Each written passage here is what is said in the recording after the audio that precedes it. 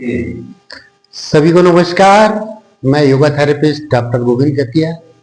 हमारे आपके अपने GK yoga health and wellness में आप सभी का स्वागत है। आज मैं आपको एक महत्वपूर्ण प्राणायाम के बारे में बताना चाहूंगा जिसका नाम है नाड़ी शोधन प्राणायाम। नाड़ी शोधन प्राणायाम जिस तरह से उसका नाम है, नाड़ी हमारे शरीर में लगभग 72,664 नाड़ियां होती हैं और ये नाड़ियां पूरे शरीर में मौजूद है। जैसा कि इसका नाम है नाड़ी शोधन प्राणायाम। प्राणायाम का जो महत्व बताया गया है या प्राणायाम की जो परिभाषा बताई गई है उसमें बताया गया है तस्मिन् सति श्वास प्रश्वासो योगर गति विच्छेद है प्राणायाम। जब हम श्वास प्रश्वास की गति में विच्छेद करते हैं या हमारे अंदर जो मौजूद प्राण शक्ति है उसका सम्यक दिशा में विस्तार करते हैं, उसको प्राणायाम बताया गया। नाड़ी शोधन प्राणायाम में हमारे शरीर में मौजूद 72,664 नाड़ियों का शोधन होता है। तो जिस तरह से आप भोजन लेते हैं और भोजन आहार नलिका के बाद माध्यम से आपके उदर या स्टमक में पहुंच पाता है, और ठीक उसी प्रकार जब आप श्वास लेते हैं तो आपका जो श्वास नलिका है, विंड पाइप, श्वास नलिकाओं के माध्यम से धीरे धीरे श्वास फेफड़ों में, ब्रोंकाइटिस में और फिर आखिरी में ओलेविलाई में होती है। ये एक तरह से अंगूर के गुच्छे जैसे होते हैं जिसमें आपका रक्त भरा हुआ होता है। तो जैसे आप श्वास को लेते हैं, श्वास भीतर जाती है, आपके लंग्स धीरे धीरे फूलते हैं और लास्ट में जाकर के वायु जो है एल्वेलाई में पहुंच जाती है। जैसे ये इस स्थान पर पहुंचती है तो यहां पर ऑक्सीजन और कार्बन डाइऑक्साइड का आदान प्रदान होता है, यानी पूरे रक्त में अशुद्ध जो कार्बन डाइऑक्साइड है वो बाहर निकलती है और जो प्योर ऑक्सीजन है वो शरीर में प्योरिटी लाती है, ब्लड को प्यूरिफाई करती है। तो ये जो एल्वेलाई है ये हमारे शरीर में एक तरह से जंक्शन है या स्टेशन है कार्बन डाइऑक्साइड और ऑक्सीजन को आदान प्रदान करने का। ये एक महत्वपूर्ण फेफड़ों का अंग है जो शरीर के आखिरी छोर पर होता है और लगभग 30 से 50 करोड़ एल्वेलाई हमारे लंग्स में मौजूद होते हैं। ये गुच्छों के रूप में होते हैं, जैसे अंगूर के गुच्छे होते हैं, और इसमें प्योर रक्त भरा हुआ होता है। जब हम श्वास को बाहर निकालते हैं, श्वास को जैसे ही हमने बाहर निकाला तो फेफड़े पूरे बाहर निकल जाते, संकुचित होते हैं। लेकिन अगर आप पूरी श्वास को निकाल देंगे तो आपके जो लंग्स है वो बाद में ओपन नहीं हो पाएंगे। तो जब आप श्वास लेंगे और श्वास को छोड़ेंगे तो लगभग कुछ मात्रा में और जो वायु है वो फेफड़ों में रहना जरूरी है। वो लगभग 1200 ml के आसपास वायु आपके लंग्स में रहती है। अगर आप पूरा प्रयास भी कर लें और श्वास को बाहर निकाल लें फिर भी लगभग 1200 ml वायु आपके लंग्स में बनी हुई रहती है, जिसको हम मेडिकल की भाषा में रेजुअल वॉल्यूम कहते हैं। अगर ये पूरी श्वास बाहर निकल जाएगी तो हमारे जो लंग्स है गुब्बारे की तरह वो एकदम से कोलैप्स हो जाएगी और हमको शरीर में नुकसान होगा।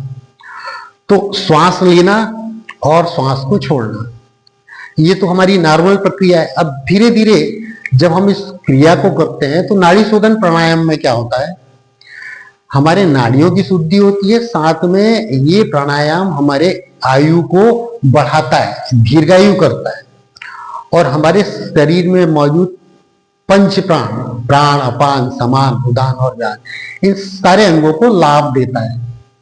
जिस तरह से मेडिकल की भाषा में हम कहें या देखें कि शरीर में हार्ट है, लंग्स है, लीवर है, किडनीज है, स्मॉल इंटेस्टाइन है, लार्ज इंटेस्टाइन है, रेक्टम है। इसी तरीके से अगर हम योग की भाषा में कहें तो शरीर में क्या है, 5 ज्ञानेंद्रियां हैं, 5 कर्मेंद्रियां हैं, एक मन है, 5 तन्मात्राएं हैं, 5 प्राण हैं, इस तरीके 7 चक्रास है। इस तरीके से हमारे शरीर के अंग मौजूद है। अब जब हम श्वास को लेते हैं तो यदि हम राइट साइड से श्वास ले रहे हैं यानी हम अपने लेफ्ट मस्तिष्क को एक्टिवेट कर रहे हैं, और अगर लेफ्ट साइड से श्वास को लेते हैं तो हम राइट साइड के मस्तिष्क को एक्टिवेट करते हैं। अब जैसे हमने श्वास को भीतर ली तो उसको अनुभव के आधार पर फीलिंग के साथ आप वायु को लेंगे, और जब फेफड़ों में, लंग्स में आपके फेफड़े पूरे फूल जाएंगे, जहां गैस का आदान प्रदान हो रहा है, वहां अपने मन को लगा के रखेंगे कि ब्लड वहां प्यूरिफाई हुआ, कार्बन डाइऑक्साइड बाहर निकली, और प्यूरिफाई ब्लड पूरे शरीर में, शरीर की कोशिकाओं में फैल गया है।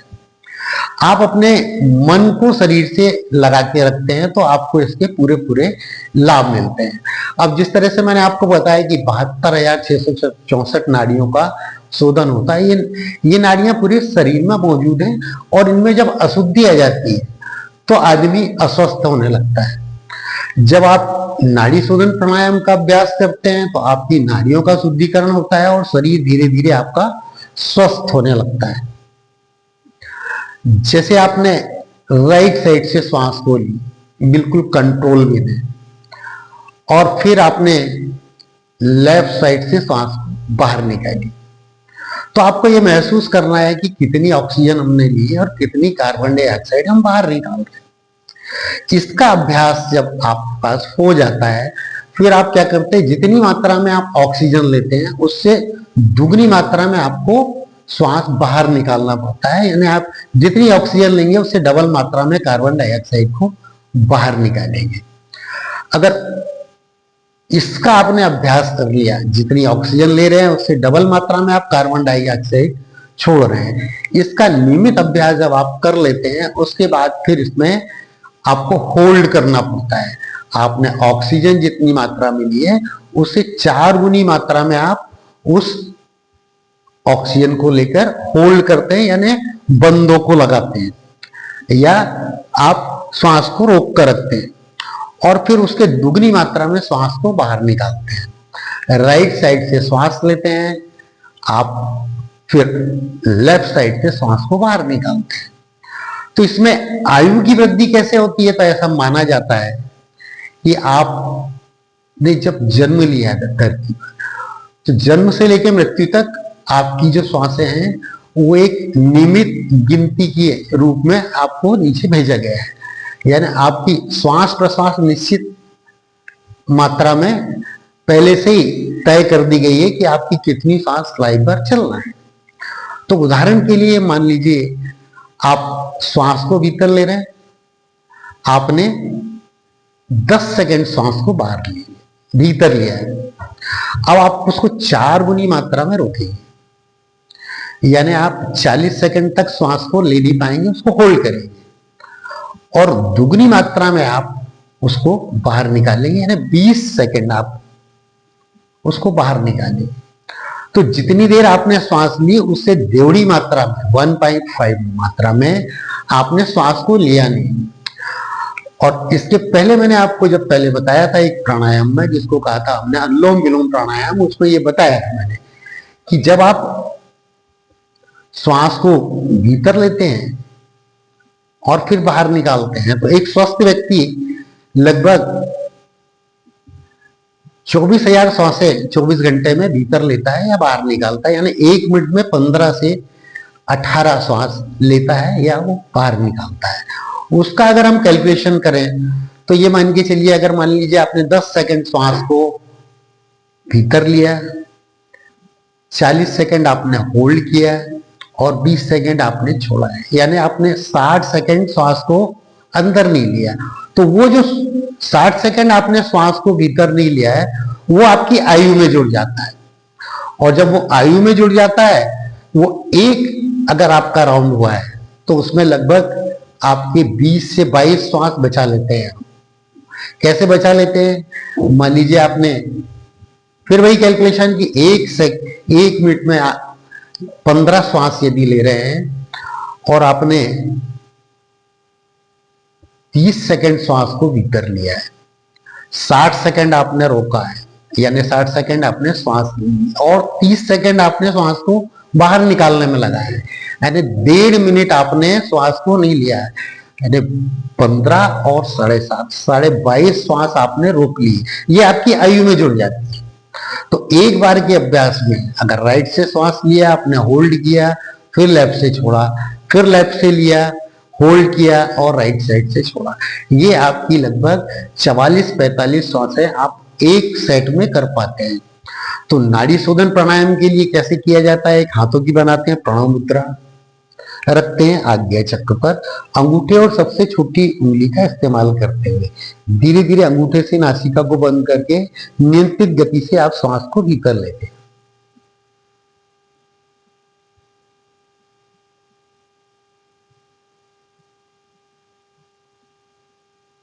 फिर 4 गुनी मात्रा में आप श्वास को रोकते हैं।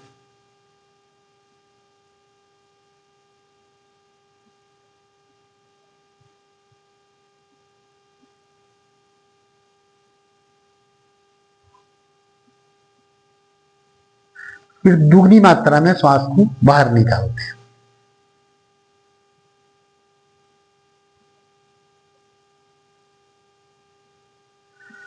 फिर जहां से श्वास छोड़ रहे थे वहीं से फिर श्वास को लेते हैं।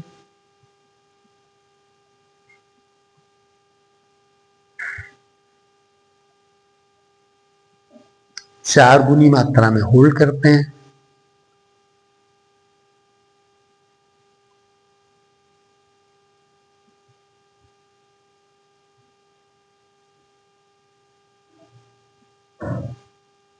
दूसरी तरफ से छोड़ते हैं।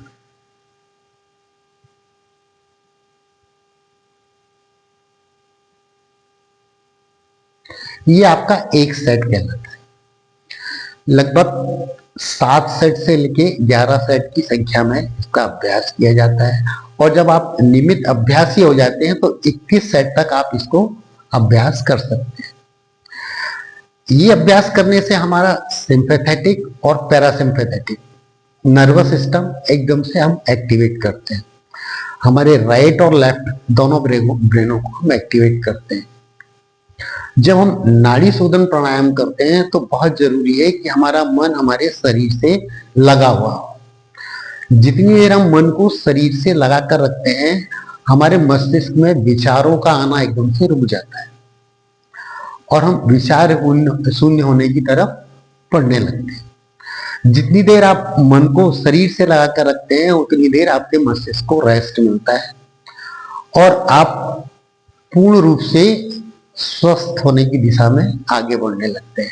अब आपकी नाड़ियों का शुद्धिकरण हुआ है या नहीं हुआ, कितनी बार करना चाहिए, कितने दिनों तक करना चाहिए, तो हमारे योग शास्त्रों में ये बताया गया है कि लगभग 3 माह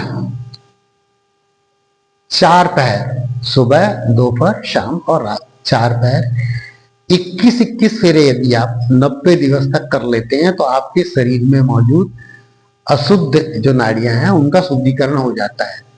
और जब नाड़ियों का शुद्धिकरण हो जाता है तो शरीर से मेद यानी मोटापा हट जाता है।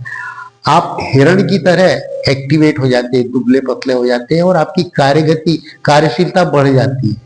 कार्य में एकदम से गति आ जाती है, आप एनर्जेटिक बने रहते हैं। शरीर के एक एक कोशिकाओं में इसका लाभ मिलता है। तो ये जो नाड़ी शोधन प्राणायाम है इसका अभ्यास धीरे धीरे आपको बढ़ाना चाहिए। जितनी मात्रा में आप श्वास ले रहे हैं उसे दुगनी मात्रा में पहले छोड़ने का प्रयास कीजिए।